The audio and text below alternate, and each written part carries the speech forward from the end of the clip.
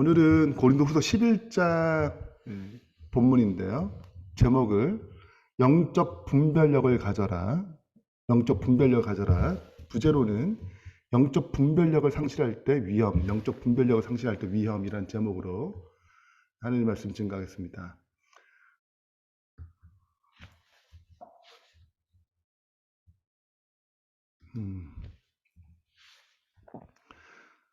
제가 내용을 좀 살펴봤더니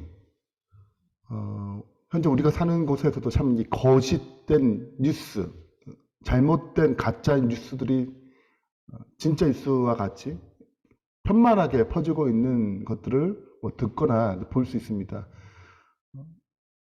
코로나 시기에 때 여러 가짜 뉴스들이 굉장히 많이 판쳤는데 그 중에 하나가 코로나19가 5G 기지국을 통해서 전파된다는 가짜 뉴스가 막 퍼지면서 영국에서 그 거짓 뉴스, 거짓 정보로 인해서 5G 기지국이 이제 방화 사건이 몇 번 일어났다고 합니다. 그걸 진짜 믿은 거죠. 그래서 사람들이 5G 기지국을 자기 동네에 있는 기지국을 이제 불을 질러가지고 코로나19에 전염되지 않도록 나름대로 그걸 믿었기 때문에 그렇게 행동했겠죠. 당신이 진짜로 믿었던 가짜 뉴스. 그래서 미래에는 소비자 스스로가 가짜 뉴스를 분별하고 또 판별할 수 있는 능력을 길러야 한다. 그런 교육을 받아야 한다. 하고 설명한 책입니다. 그리고 그 첫 번째 주제가 가짜 뉴스는 사라지지 않는다는 거예요. 그리고 이걸 통해서 왜 심리적으로 가짜 뉴스가 사라지지 않는가. 그게 다 돈벌이가 되고 또 사람들의 심리를 굉장히 자극하기 때문에 가짜 뉴스들이 사라지지 않는다고 얘기해요. 교회 안에도 실은 거짓 교사와 거짓 기별이 사라지지 않습니다. 주님 재림하실 때까지 계속 존재해요. 사탄이 있는 한 이것이 계속 나타납니다. 오늘 살펴볼 고린도 후서 11장의 본문도 이 부분을 다루고 있습니다. 고린도 후서 10장부터 13장까지 사도 바울은 본격적으로 사도권을 변호하고 자기 자신이 가진 사도권에 대한 비방에 대해서 사도 바울은 단호하게 자신의 증거했던 복음, 자신이 살았던 어떤 삶, 또 자신이 경험했던 여러 가지 과정을 통해서 자신이 참 사도임을, 또 자기가 자신을 비방하는 자들이 거짓 교사고 거짓 사도임을 증명하는데 그 시간을, 그 내용을 할애합니다. 특별히 고린도후서 11장은 거짓 기별에 대한 단호한 메시지에 그 초점이 있습니다. 뱀이 그 관계와 하와를 유혹한 것 같이, 그 관계로 하와를 미혹한 것 같이 너희 마음이 그리스도를 향하는 진실함과 깨끗함에서 떠나 부패할까 두려워하노라. 만일 누가 우리가 전파하지 않은 다른 예수를 전파하거나 혹 너희가 받지 아니한 다른 영을 받게 하거나 혹 너희가 받지 아니한 다른 복음을 받게 할 때에는 너희가 잘 용납하는구나. 이렇게 고린도서 11장 서두에서 고린도 교회의 문제를 지금 얘기하고 있습니다. 거짓 교사들, 거짓 사도들로 인하여 고린도 교회가 죄송합니다. 거짓 기별을 받아들였다는 거예요. 이 거짓을 또 파쇄합니다. 생각해 보세요. 우리가 가짜 뉴스를 받았단 말이죠. 그걸 진짜 믿으면 정말 5G 기지국이 코로나19를 전염시키는가 봐. 그러면 그걸 받은 그 정보를 받고 믿은 사람은 그걸 또 퍼뜨립니다. 여러 가지 매체를 통해서 또 SNS를 통해서 퍼뜨려요. 가짜는 거짓을 파쇄시킵니다. 거짓 교사, 거짓 사도들이 가르쳤던 이 거짓 기별들이 거짓 성도를 만들어요. 다른 예수를, 다른 영을, 다른 복음을 받아들였다는 것입니다. 그걸 받아들였다면 얘기하지 않겠어요? 이것이 교회 안의 가장 큰 문제입니다. 다툼보다 교회 안의 여러 갈등보다 더 심각한 문제인 이유는 이것이 영적 사망에 이르게 하기 때문에 그렇습니다. 가짜 예수를 믿었는데 구원이 있겠어요? 가짜 복음을 받아들였는데 그것이 구원이 있겠냐고요.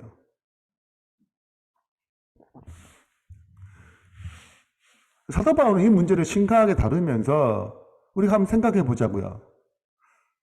고린도 교회가 처음부터 이 거짓 사도, 거짓 교사들의 말을 들었을까요? 그렇지 않았을 거예요. 왜냐하면 사도 바울의 참된 복음을 들었기 때문에 그렇습니다. 근데 왜 고린도 교인들은 변질됐을까요? 왜 영적인 가르침, 참된 가르침을 믿지 않고 거짓된 가르침을 믿게 되었을까요? 창세기 3장에 거슬러 올라가게 되면 하와가 선악을 알게 한 나무의 과실을 먹은 것은 진리를 듣지 못해서 먹은 건가요?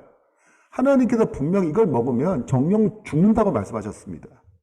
그걸 몰라서 따먹은 것이 아니에요.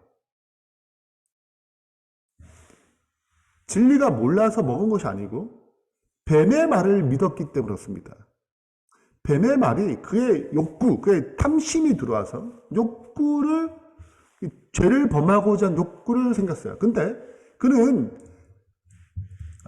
진짜 무엇을 믿었냐면 뱀의 말을 진짜 믿었습니다. 그게 진짜로 하나님처럼 될 거라고 생각을 했어요.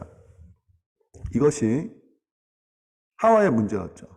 진리가 몰라서가 아니라 진리가 그 탐심으로 인해서 가짜라고 여겨졌습니다. 뱀의 말을 더 믿은 거죠. 그리고 그 결과가 무엇입니까? 에덴 동산에 쫓겨나고 죄사실 사망이 찾아왔습니다. 그 작은 하나의 범죄가 인류의 전체 운명을 결정지을 만큼 큰 위기를 초래했죠. 그렇기 때문에 우리 안에서도 분명히 거짓된 기별, 거짓된 교사의 가르침이 찾아옵니다. 우리 재림교회 안에서도 많은 어려움들이 실제적으로 찾아왔어요. 고린도 교회처럼 영적으로 이것이 진짜인지 아닌지 분별할 힘이 필요한 것입니다. 그래서 사도 바울은 고린도 교회에게 고린도서 13장 결론을 지으면서 너희는 믿음 안에 있는가? 믿음 안에 있는가? 너희 자신을 시험하고 너희 자신을 확증하라고 가르칩니다. 지속적으로 영적 분별력을 가져야 된다는 거예요. 예수 그리스도께서 너희 안에 계신 줄을 너희가 스스로 알지 못하느냐? 그렇지 않으면 너희는 버림받은 자니라. 구원이 없다는 것입니다. 이 문제는 그냥 뭐 교회 있냐 없냐, 뭐 맛있는 거 먹냐 안 먹냐, 좀 기분 나쁘냐 안 나쁘냐, 뭐 이런 수준이 아니고 구원받느냐, 구원받지 않느냐를 나눌 만큼 굉장히 중요한 일이었습니다. 그래서 사도 바울은 지속적으로 너희가 영적 분별력을 가져서 이것을 분별하고 거짓에 기울이지 말고 참 기별 안에, 참 영 안에, 참 예수 안에 머물러야 한다고 가르치는 것이죠. 우리가 영적 분별력을 가지는 것이 얼마나 중요한지 이 부분에 대해서 여러 가지 예들이 있겠지만 특별히 열왕기상 13장에 등장하는 늙은 선지자 그리고 하나님의 사람 이야기를 하고자 합니다. 열왕기상 13장 11절에 보면 이렇게 기록되어 있습니다. 베델에 한 늙은 선지자가 살더니 그의 아들들이 와서 이날에 하나님의 사람이 베델에서 행한 모든 일을 그에게 말하고 또 그가 왕에게 드린 말씀도 그들이 그들의 아버지에게 말한지라. 일단 배경을 좀 알면 좋겠는데요. 베델에 한 늙은 선지자가 있었습니다. 그의 아들들이 있었어요. 이 날이 어떤 날인가? 남방과 북방 이스라엘이 나눠져가지고 북방 이스라엘 왕인 여로보암이 추대됐습니다. 근데 여로보암이 생각하기에 하나님이 자기를 왕으로 만드셨지만 성전은 어디에 있는 예루살렘에 있는 거예요. 그러면 북방에 있는 이스라엘 백성들이 어디로 내려갈 거냐면 적어도 1년에 3번 정도 하나님께서 예루살렘에 와서 그 성전에서 하나님을 경배하라고 말씀하신 기별이 있습니다. 그러니 내가 북방의 왕이 됐지만 북방의 사람들이 중요한 절기 때 성전에 가서 전통은 남방 유다 사람들이고 그 왕이 있기 때문에 북방의 왕 자신을 죽여야 된다, 없애야 한다, 이렇게 될 수 있잖아요. 그런 위험을 가지고, 그 부담감을 가지고, 그 위기의식을 가지고 어떻게 했냐면 베델에 예루살렘 가지 못하도록 성전을 짓고 우상을 만들었어요. 이게 너희 하나님이다. 그리고 내려가지 못하게 만들었어요. 이 베델에 바로 이 제사하는 날 여로보암이 참석한 것입니다. 그리고 하나님의 사람을 이 베델에 보낸 것입니다. 그리고 심판했어요. 여로보암이 제단 곁에서 분향할 때 그 분향이 제단이 파괴되면서 하나님의 사람이 이것이 얼마나 큰 죄인지를 알려줬습니다. 심판이 임할 것을 얘기해 줬어요. 근데 하나님의 사람은 베델에 살지 않습니다. 누가 베델에 사냐면 한 늙은 선지자가 베델에 살아요. 하나님 사람은 이 기별을 증가하기 위해서 베델로 온 것입니다. 자, 여기 보면 그 늙은 선지자, 왜 하나님은 똑같이 베델에 살고 있는 늙은 선지자 사용하지 않으시고 베델에 살지 않는 하나님의 사람을 보내셨어요. 이거 마치 뭐와 같냐면 엘리 제사장이 살아있지만 사무엘을 그 어릴 때 쓰신 것과 똑같아요. 엘리 제사장이 나이가 먹었습니다. 눈이 멀었어요. 하나님의 말씀이 힘에 있던 때입니다. 즉 엘리 제사장은 사사로서 제사장으로서 드디어 하나님의 말씀을 듣지 못한 상황이 생긴 거죠. 그리고 하나님은 그 말씀을 사무엘을 통해서 증가하기 시작합니다. 자, 왜 늙은 선지자가 될까요? 그 말은 무슨 의미가 가지고 있을까요? 계시가 더 이상 그에게 오지 않는다는 것입니다. 하나님과 더 이상 교통이 일어나지 않는다는 거예요. 과거에는 교통했죠. 과거에는 하나님의 계시를 받은 사람입니다. 과거에는 분명히 선지자였어요. 근데 이미 그는 늙었습니다. 더 이상 새롭지 않아요. 과거에 머물러 있습니다. 영적 진보가 일어나지 않고 영적 세계가 날마다 새롭게 나가지 않습니다. 이미 끝났어요. 그는 한때 선지자였습니다. 한때 하나님의 계시가 있었고 새로움이 있었어요. 지금은 그렇지 않습니다. 그러니 하나님은 베델에 있는 늙은 선지자를 사용할 수 없었어요. 그래서 하나님의 사람, 또 다른 선지자를 베델로 파송하는 것입니다.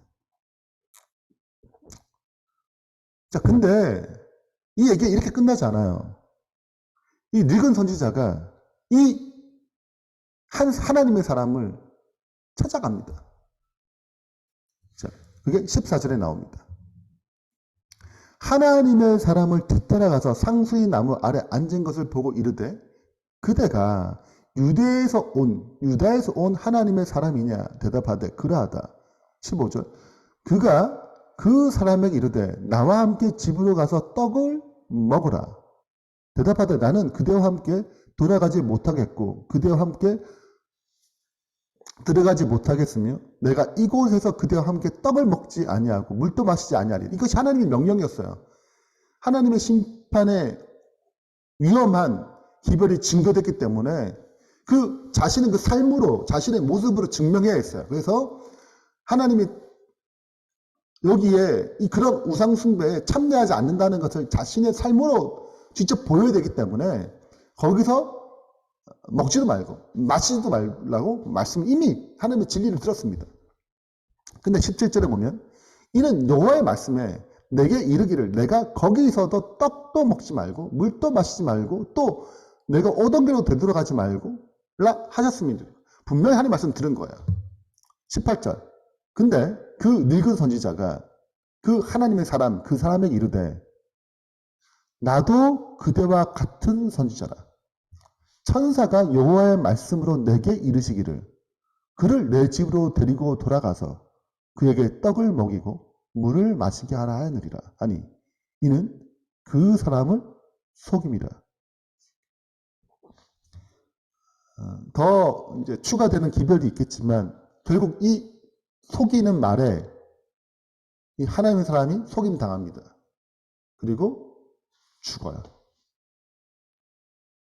자, 우리는 좀 늙은 선지자에 좀 초점 맞추겠습니다. 자, 첫 번째, 이 늙은 선지자는 더 이상 하나님과의 교통이 일어나지 않습니다. 막혔어요. 근데 하나님 사람을 만나고 싶은 것입니다. 근데 만났는데 그냥 막 간다 그러니까, 얘기하고 싶은데 그냥 간다 그러니까 이제 뭐가 된 거예요? 속이는 자가 됐어요. 거짓 선지자가 됐습니다. 하나님 임하지 않았는데 하나님 임했던 것처럼 얘기한 것입니다. 가장하게 시작했어요. 이게 왜 중요하냐면 우리가 하나님과 교통이 무너지기 시작하면 가장하게 시작합니다. 속이기 시작해요. 거짓 선지자, 거짓 그리스도인이 되는 거예요. 신앙이 있는 것처럼 포장하기 시작하는 것입니다. 난 괜찮은 것처럼 포장하기 시작해요. 실은 영적으로 굉장히 큰 문제인데 인식하지 못하는 것입니다. 자, 그 다음에 속이는 거예요. 그리고 하나님의 사람은 속임 당했습니다. 이건 왜 문제냐면 그게 분명한 하나님의 말씀이 있음에도 불구하고 하와처럼 분명 하나님이 먹지 말라는 메시지가 있음에도 불구하고 상반된 기별임에도 불구하고 그런 영적 분별력을 상실했어요. 그 마음에 태만이 가져왔습니다. 그 말을 믿어버렸어요. 이 엄중한 것들에 대해서 가볍게 여기기 시작했습니다. 이것이 실은 이 하나님의 사람이 어떻게 해야 되냐면 그 기별이 상반된 기별이 올 때 이것이 그런가요? 살펴봐야 했어요. 이것이 정말 하나님의 말씀인가?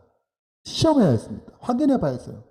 하나님 정말 이게 말씀한 게 맞는가? 이게 완전 상반된 기별이기 때문에 확인해야 했습니다. 근데 그는 그렇지 않았어요. 그 태만이, 그 분별력의 상실이 하나님의 사람을 죽게 만들었습니다. 하나님 심판이 임한 거죠. 사도행전 17장 11절입니다. 베레아에 있는 사람들은 데살리가에 있는 사람보다 더 너그러워서 세 가지를 얘기해요. 영적 분별력의 세 가지 태도를 얘기합니다. 간절한 마음. 간절한 마음이 뭐예요? 그건 진리를 받아들이는 열린 마음입니다. 우리는 기본적으로 진리에 대한 선한 마음을 갖고 있어야 돼요. 근데 진리를 받아들이는 열린 마음은 끝나지 않습니다. 그게 진짜 진리인가? 이것이 그랑해. 이것이 두 번째 태도예요. 받은 말씀이 진짜 하나님의 인도하심인가? 의문을 가져야 하죠. 세 번째가 성경으로 확인하는 것입니다. 성경만이 진리의 판단 기준이기 때문에요. 그래서 참 그리스도인의 삶에는 우리가 정말 참된 그리스도인이 되려면 영적 분별력이 반드시 요구됩니다. 이 마지막 시대에 더 거짓이 난무하기 때문에 가짜뉴스를 판별해야 될 책임은 우리에게 있는 것처럼 그리스도인이라면 무엇이 진짜고 무엇이 거짓일지 영적 분별력이 우리에게 책임이 달려있어요. 그래서 이러한 태도들을 가져야지 이 미혹의 시대에 흔들리지 않게 되는 것입니다.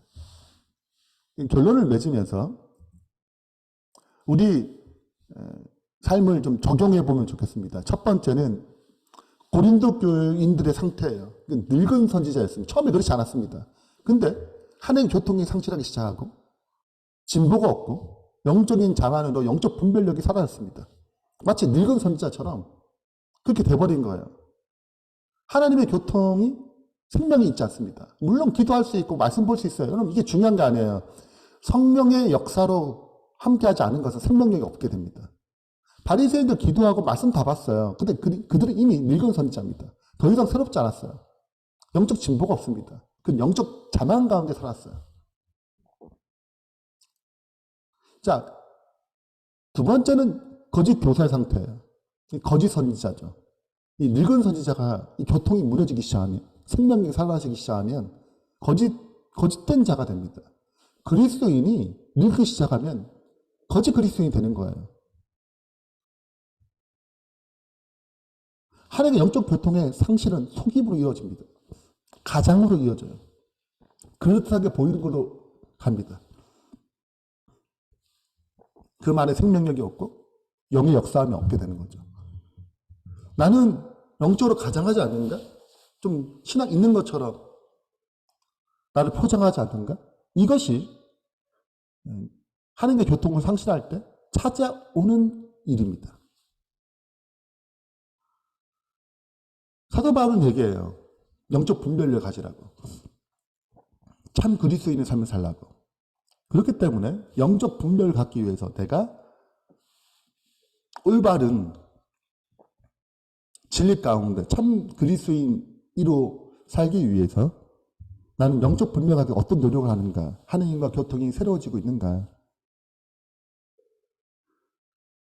살아있는 영으로 살고자 하는가, 정말 하나님의 뜻을 진실로 알기 원하고 그렇게 행하기 원하는가, 진리를 인지 아닌지 확인하는 열정이 있는가, 성경을 상고하고 진리를 판단하고자 하는 마음으로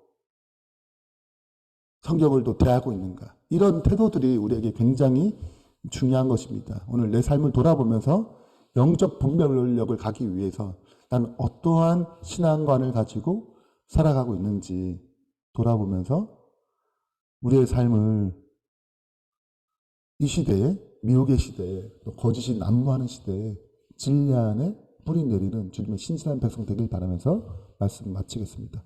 기도하겠습니다.